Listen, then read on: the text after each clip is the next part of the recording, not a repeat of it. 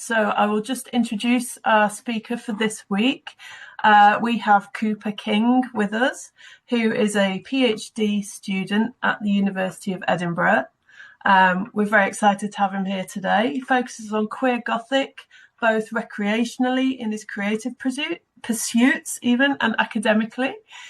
His passion is merging the past and the present in his work and has been published for writing, illustrations, both spooky and queer alike. And he volunteers with Lavender Menace Queer Books Archive. And this is my favourite bit, can be found wandering the graveyards with a radio broadcast blaring in his ears. So please give a very warm welcome to Cooper, and I will pass it over to you. Thank you. Hello, everybody. Let me just get sharing here. From the tale around the campfire to huddling around the radio to the intimate whispers through headphones, audio horror has a lasting impact on its listeners. For a medium limited to one sense, audio narration is intensely popular. In a contemporary context, this popularity was identified just last year by scholar Bhuvaneshwari Palanisamay as a listening renaissance. This is due to the rising popularity of podcasts and audiobooks. However, this is not the first renaissance for listeners. And while that first can be debated to belong to the phonograph before the radio, there is no doubt that the radio is more closely related to the type of listening that we do today. So today we're going to go down a journey with the aim to show in depth the connection of Dracula and Gothic radio, ending up now in the modern listening renaissance, which includes contemporary horror podcasting and dramatic audio literature.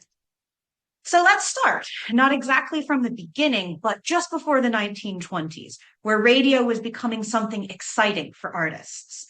As scholar Susan Douglas discusses, radio emerged from an obsession with contacting spirits. Oliver Lodge lectured on this topic, convinced that radio provided a spiritual in-between with which we could contact the dead. This was popular in those spiritual communities, but denounced in scientific ones. Stoker himself was very interested in audio and used the audio device of the phonograph in Dracula for Dr. Seward in a scientific pursuit. But with the combination of the supernatural tale, it adds an uncanny element to the collision of these two audio uses in the era. In the 1920s, radio was largely being used for news and other nonfiction means. However, development of radio was happening alongside the development of television and the continued traditions of previous forms of storytelling arts like theater and novels. Connections between these mediums are inseparable. For example, many of the first adaptations were of children's stories. According to radio historians Sean Van Keur and Leonard Martin, these were the first fictional slots allotted on the radio running around children's bedtimes. As radio continued to develop, early fictional shows on the radio were referred to as plays and directly adapted existing theater productions. In fact, some of these adaptations would lead to some creative disputes between radio producers and theater managers who tried to list the radio as the enemy of theater due to how much it changed the media and how much it stole audiences.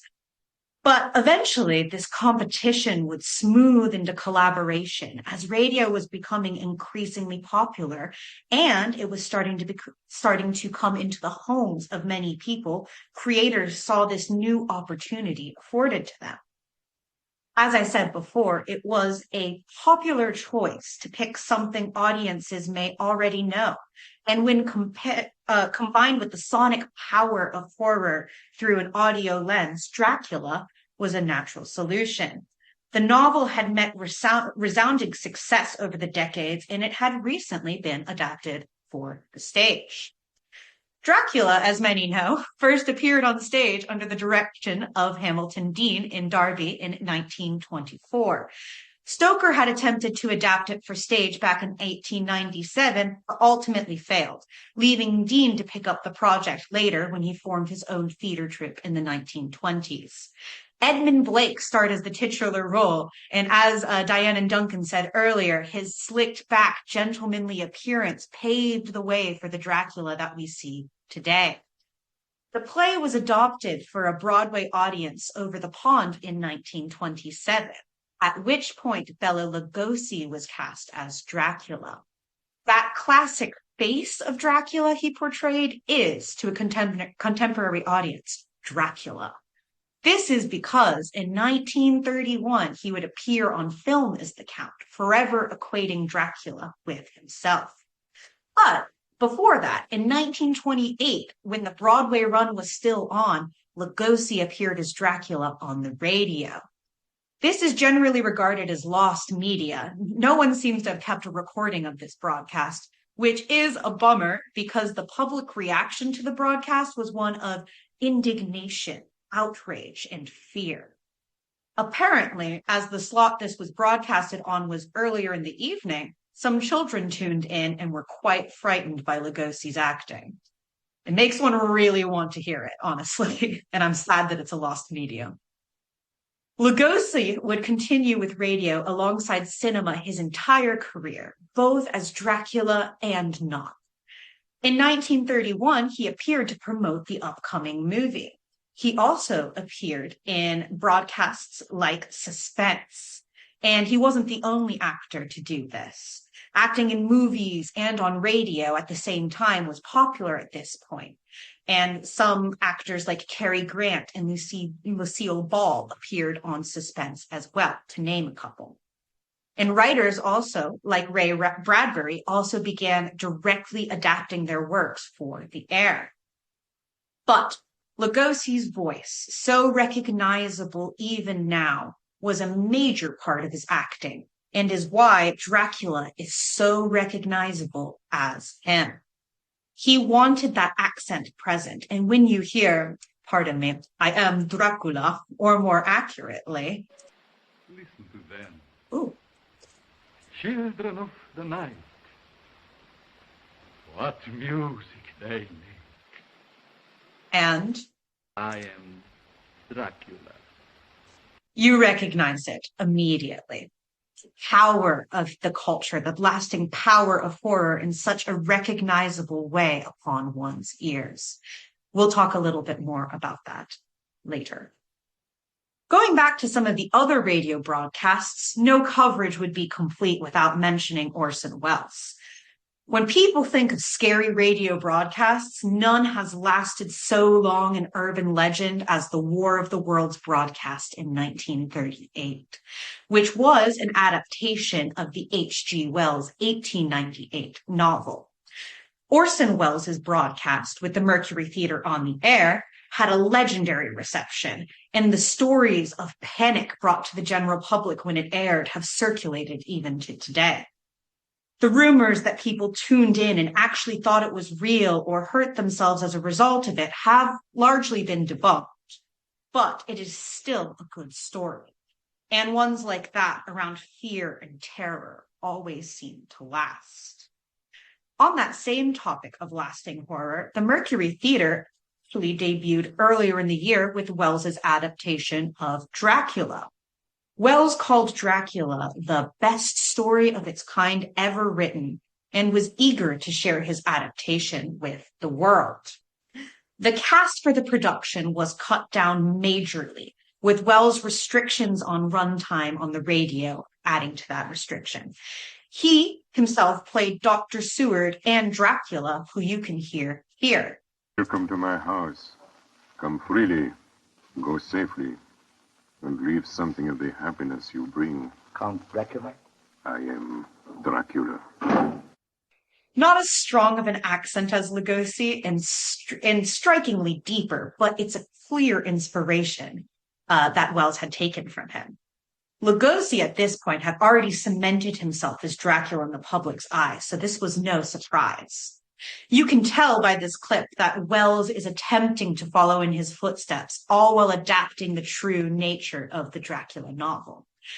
In later interviews, Welles would even joke that he'd love to see a movie adaptation of Dracula that was faithful to the book, as there still really have not been any to this day.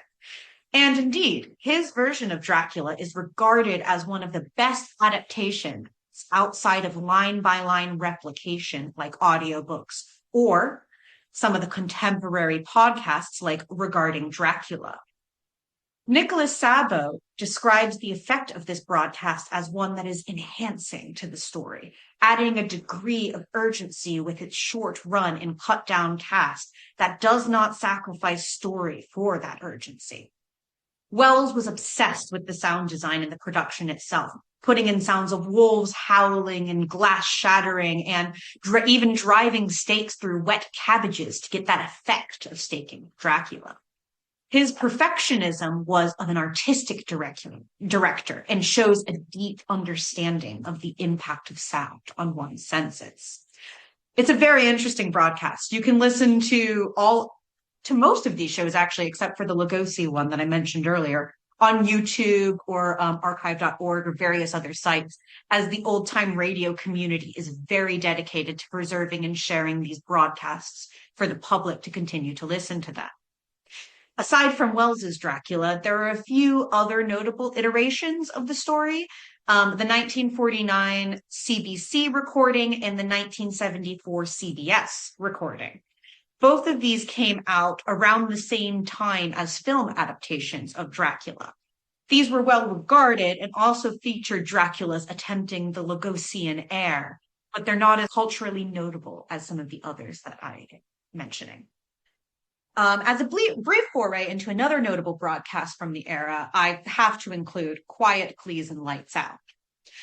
Quiet Please is probably the most important of these other broadcasts, as it is well known for its hit broadcast, The Thing on the Forble Board. The Thing on the Forble Board is largely considered one of the best horror radio broadcasts of all time, with an original plot that took audiences by surprise and a truly chilling monster design, both in description and sound. If you go listen to one broadcast after this presentation, I would recommend it's this one. It still holds up in ways that some of these others from the era don't, and it has a hell of a twist at the end. Willis Cooper, the creator of both of these shows, also created films around the same time, and this is where I mention another Lugosian link with not Dracula, but Son Frankenstein. Cooper's chilling episodic horror inspired generations, being listed as direct inspiration for many horror series, including The Twilight Zone and Johnny Sims, who created the Magnus Archives and founded Rusty Quill, which is relevant because of their more recent broadcast regarding Dracula. And let's just take a brief moment to discuss in a little bit more detail sonic or audio horror. Sound design alongside visual media is often covered in film studies. Think of the tension caused by sound in movies, how when you turn it all the way down, a common trick for nervous watchers, that tension dies just a little. When you take away the visual, though, you have to tell the story entirely with sound. In these audio broadcasts, you can hear the swell of music, different distances of voices from the microphone, the creak of doors, the shattering of glass or howling of wolves, and the design of layered or altered voices to depict monstrosity and an uncanny edge. These techniques titillate the imagination, especially when you as a listener are treated as a part of this story. A confession, an interview, a letter shared with you, the listener, epistolatory, or perhaps in more modern contexts, found footage. These stories are disguised with a certain amount of suspension of disbelief as occurring within our actual world. Richard Hand in Listen in Terror, which speaks about British horror radio, discusses this infiltration of our personal space in regards to radio dramas. Sound comes in close to our bodies, creeps in through our ears, and even when we shut our eyes, it remains. This can be applied to some more contemporary podcasts as well as something brought explicitly into our domestic sphere. It provides an uncanny alignment to our world where we can be sitting in the couch of our home or listening under the covers of our bed and feel the presence of the story blooming out of the shadows of our room. As scholar Isabella van Alperen in her introduction to sonic horror describes it, sounds and visibility can cause nervous apprehension. It activates our imagination in a way that is personal. These broadcasts, referring directly to the listeners, draw you in as an active participant in the terror. Apprehension then becomes that close, personal infiltration in the context of our world. Audio, that is all to say, is powerful and has survived the test of time, even as technology has improved. And horror, especially the dramatic Gothic horror, is at the center of it. Hand continues to discuss this throughout his academic work and notes Gothic adaptations as an essential form of sonic horror. It works particularly well because Gothic horror likes to play with those heightened emotions, suspense, and drama. The mystery of puzzling together what you cannot hear puts mystery and uncanny into that same room and drags you inside it with audible wails that you can only imagine monstrous faces to. Alongside Dracula, there have been many adaptations of Gothic texts, including Frankenstein, ghost stories, and adaptations of Poe's works, which I mentioned Poe because that's another link to Lugosi, who performed a radio adaptation of The Raven. Audio storytelling has earned its place as media-based literature, both through this adaptation and through the writing of stories within it. And that leads us to the present day. Podcasts, while designed for personal devices and meant to be listened to on one's phone through a pair of headphones, still follow some of the storytelling traditions around radio horror. The modern story-based podcast emerged from a pseudo-radio show called Welcome to Night Vale, in which a fictional radio host described his desert town and the uncanny, strange, and sometimes horrifyingly funny things happening there. It is widely regarded as one of the most influential story-based podcasts of its time and the mold breaker that made way for the Gothic horror podcast to become popularized. Night Vale remained in the top 10 broadcast for almost a decade, and it still runs live show productions that sell out to this day. One of the other extremely notable podcasts is The Magnus Archives, a podcast told through short episodic horror episodes, like earlier Quiet Please and Suspense and some of these other radio dramas I mentioned. The creators of this show, Rusty Quill, saw huge success in this podcast, which ended in early 2021. Their success in the middle of this listening renaissance has allowed them to pick up and sponsor other podcasts, like some of the ones listed here. And it's also led us back to Gothic adaptations once again. One of Rusty Quill's other popular podcasts is R.E. or Regarding Dracula, which presents the novel Dracula in short episodes, covering it like it is happening each day. It's important to note here that they weren't the first to do this. There is a Dracula Daily email group that goes out each year that sends you the emails throughout the time period that Dracula would take place. But what is interesting about this adaptation is that continued tradition of the audio drama format. It's basically a mix of audiobook and audio drama, each episode fully acted with music, different voice actors in each role, and sound effects. And, as we have talked about earlier, there is a recognizable Dracula. Lugosian Dracula continues with this drama, and the voice actor Johnny Sims depicts Dracula like this. I am Dracula, and I bid you welcome, Mr. Harker, to my house.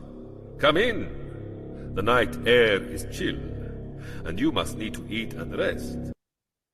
And so, the loop is complete. Literature, theater, phonographs, radio, podcasts.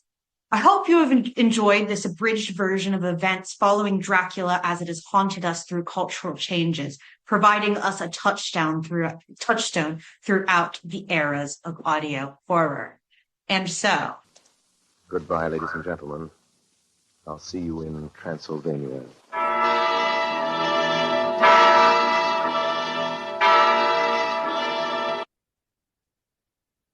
That was wonderful, Cooper. Thank you so much. I really, really enjoyed that. I'm a big fan of a lot of stuff that you mentioned. I've only discovered the Magnus Archives a couple of years ago. I'm about 70 episodes in, so and I'm aware that I've got a long way to go. But I would absolutely, advise that to anyone. Just before I open it up to questions, while people collect their thoughts for a moment, can I just ask you? I mean, I think you kind of mentioned this earlier, but you said if there was one thing that people go away to listen to that they might not have heard before today, you did mention something and I missed the title of it, but what would you recommend people go away and listen to? Well, I would say that Dracula recording with Orson Welles, but the one I mentioned was The Thing on the Horrible Board. Yeah, that's honestly my absolute favorite of the Gothic horror radio. Also, I had a correction from one of the commenters. That is absolutely correct. Johnny Sims did not play Dracula in Regarding Dracula. It is Kareem Cronfley. My bad. I'm so sorry about that. And Johnny Sims is the He's main the person in creator. the Magnus Archives. Yes, yeah, I mixed it up because earlier in the presentation, Orson Welles plays Dr. Seward and Dracula. So when I said Johnny Sims, Johnny Sims plays Dr. Seward, not Dracula. So I Okay. mixed up. Yeah. Lovely, thank you. We've got about 5 minutes for questions, so does anyone like to unmute themselves, just chip in or indicate in the chat? Liz says, I've been fully convinced that I need to listen to all these radio adaptations to complement my film. There's so much cool stuff out there, isn't there? I mean, really, there's just, is there an end to the brilliant new podcasts that are coming out? Are there modern kind of ones that you would recommend, or that you just see this as a developing phenomena? I'm going to be honest, I really like the long running ones, so I'm not sure if I know of any shorter ones that would stop it from being so intimidating. But I really enjoy the Silt verses, which was one of the ones that I mentioned on it as well. It's more, I would say, cosmic horror than Gothic horror, but it's very well done. It's very unique. It's one of the I've never, I think, listened to anything quite like the Silt verses, so I would recommend that one, I think. Yeah, somebody's just said Malevolent is particularly interesting as well. I saw that you had that on your slide as well. Yes, Malevolent is particularly interesting, as Lido has said in the chat, because all of the voice acting for that, including across genders and ages and everything, is all done by the same man. So he does pretty heavy editing, and I often forgot while listening to that one that it was him, because he plays an older woman later on in the series, and he completely convinced me. I didn't realize it wasn't a separate voice actress. There's one called Video Palace. I don't know if you've heard that one. Yes, I've listened to a bit of Video Palace. It's awesome. I think Matt has his hand up. Thanks, Diane. Hi there, and thanks, Cooper, for a great talk. Just got a question about kind of the influence of the dramatization, the plays. It'd be interesting. I mean, maybe you've done this work to see when the audio adaptations are drawing from that script kind of thing, and when they kind of return to the novel. I don't know if you've plotted this throughout the 20th century and the kind of the textual kind of like sources that they're drawing on.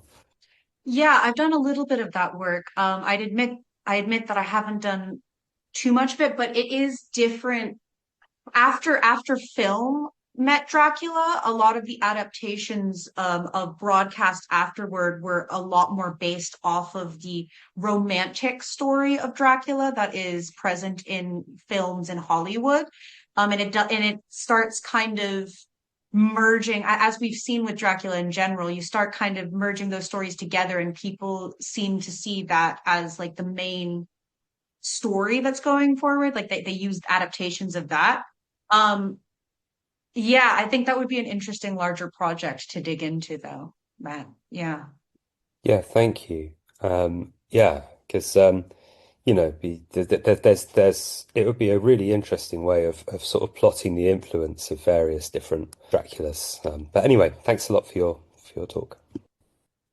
Yeah, I was intrigued by when you mentioned, Cooper, about the lost broadcast that quite frightened children, and I was wondering if there were particular elements of that, or just the sound of it, the Dracula's voice, or do you know any more about that? So there's been some work done on it, but mostly what we have left of it is those complaints that people wrote in, because I don't think anyone recorded it. So we don't have a recording of it anywhere, to my knowledge. But a lot of families were writing in. I believe it was a mixture of the timing. If I remember, one of the reviews was talking about how they really should have put a warning at the beginning so that families would stop listening. But I don't know all of the details, and honestly, I wish I did, because I want to know what he said and how he acted to really scare such an audience. Yeah, that would be wonderful to know. And I mean, I've got some old horror radio stuff. Like, I know Vincent Price used to do some radio shows. I'm not sure if I've heard episodes of Quiet Please. I think I've heard some of the suspense stuff. But yeah, interesting. I would absolutely love to know what it was exactly that was scary. But it might have just been the voice and the intonation itself, because, as you said, it's so kind of iconic, the way Lugosi portrays Dracula, just in the sound of it. Yeah, maybe, honestly. I mean, yeah.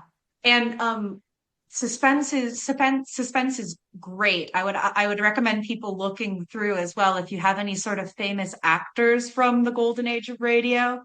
You can go through and kind of pick some of the episodes based off of what they've done. Like, I really enjoy some of the Cary Grant ones. I think those are quite fun. I would recommend some of those as well. Marvelous. Yeah. And also very iconic for the way he spoke as well. So that sounds worthwhile.